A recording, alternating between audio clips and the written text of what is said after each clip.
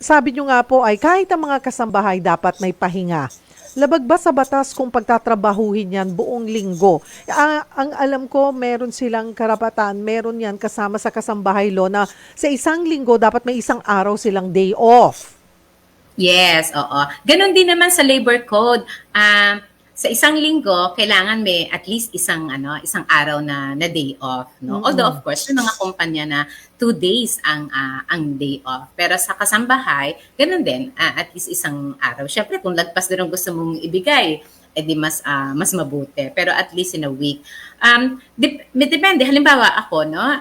Yung sa kasambahay ko, mas ginugos kasi pag isang araw siya, lalabas siya, no? Minsan, uuwi siya Magastos.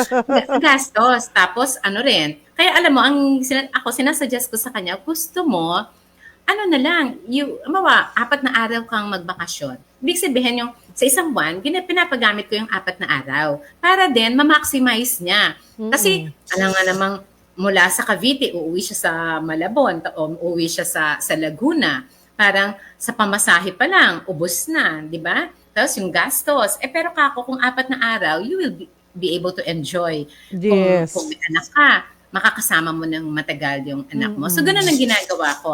Mm-mm. 4 na araw sa isang buwan, sunod-sunod kong pinapagamit para lang ma-maximize niya. Ako yung mga kasambahay ko, maswerte po ako. Ayaw mag-day off. Kasi Ah, malayo yung probinsya sa Cagayan. Pero pag nagpaalam naman, nagbakasyon, 2 linggo, ayan, oo. talagang hindi, Lalo na paano mo pag Christmas hihindian? or Oo. pag Christmas, 'di ba?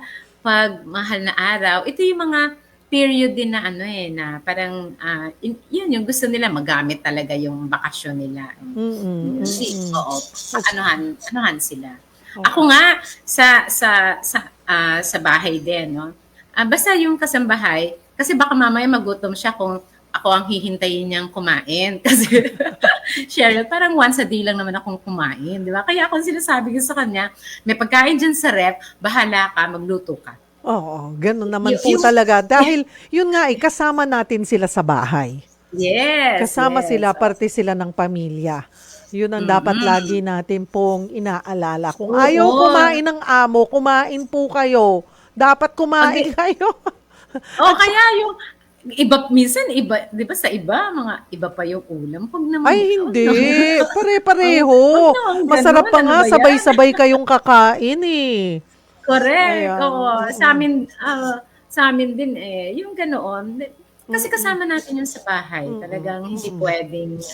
hindi pwedeng hindi itrato. Ibig sabihin tao.